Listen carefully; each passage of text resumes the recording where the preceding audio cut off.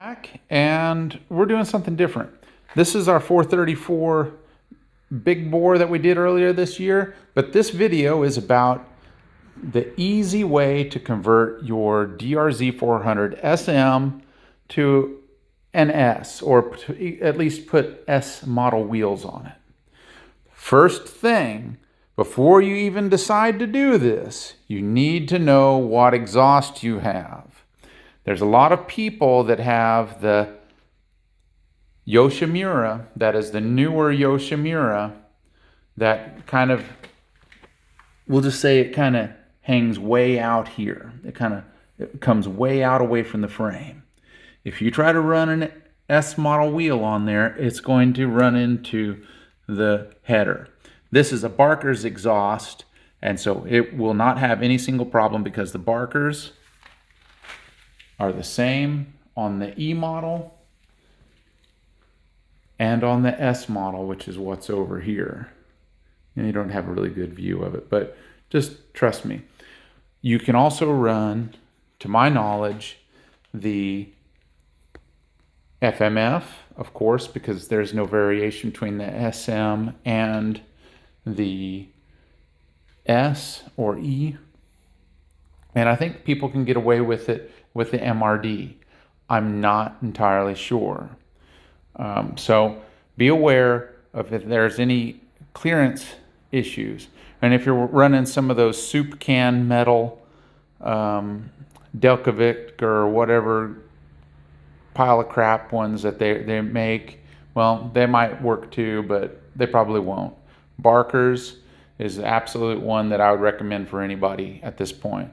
But if you're an FMF person, they'll work just fine. But, you know, for me, I'm older.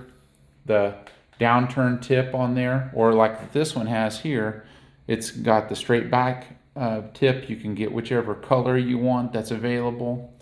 And, you know, on my S model over here, it's got the downturn tip on it because I want to have the reduction of that sound to me, and it deflects straight down to the ground, so it ends up with a lesser of a footprint.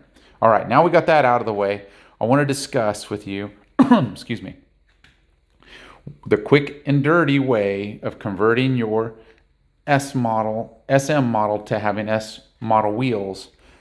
The big thing you need to know is you need to have an extra set or an extra rotor for the front of the SM spec. So that's a 310 mil front rotor, because that works completely seamlessly with your front wheel on there. Now that we're talking about the front wheel, you can use the same spacers on your front wheel, or at least a spacer on this side as on your SM, or you can have the S model one, which kind of has it's the same distance of spacer, but it has kind of a keeper to keep junk out of your caliper, out of your bearing. The other thing in which you can have, which will make your speedometer work properly, is a cam gear for the S model. Why do you need the cam gear for the S model? Because it compensates for the diameter of the 21-inch front wheel. That makes sense.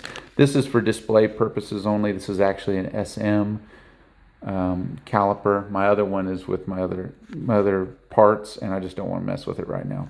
But right here, I'll put the S model part number, and you can order it off of whatever place you buy stuff, or go to Corey and Nate's garage sale. Corey and Nate's Power Sports sale on Facebook. Make sure and answer all the security questions.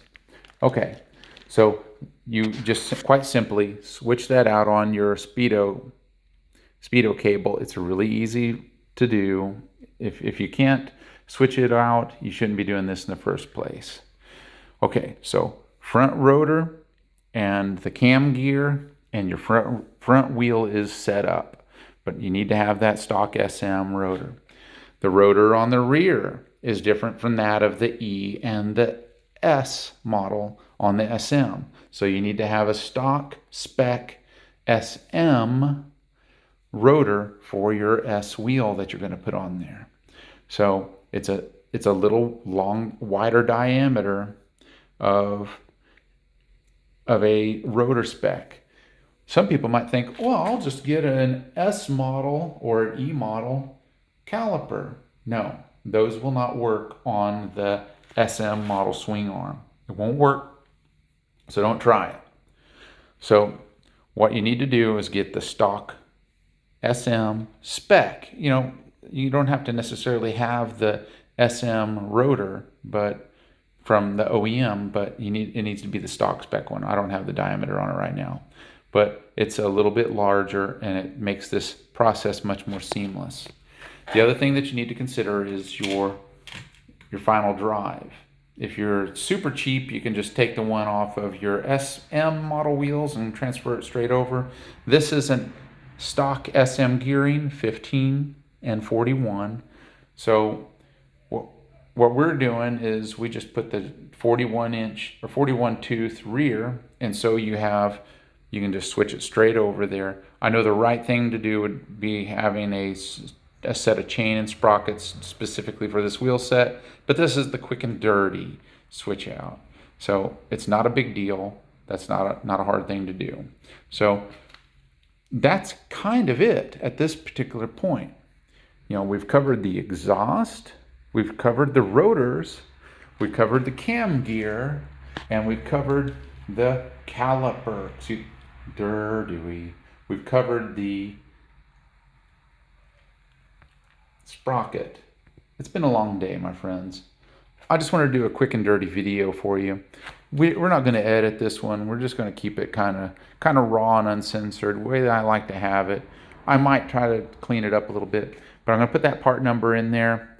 I might even show some exhausts in this video, but that's the main thing that we're going to try to do with this. He's going to test ride this. I'm putting his knobbies on his SM wheels for the fall and winter, and he's going to be in good shape and he'll be happy. So let me know what you think about this video. We will be doing a S model to SM conversion. There's a little bit more into it than that, and that's kind of why I have this SM model cam gear for it. And we're going to do a few things differently. So stay tuned for that. This is kind of the quick and dirty. This is an opportunity I took to do this. So let me know what you think about that in this video. Please like this video and subscribe. Dewey's Garage out.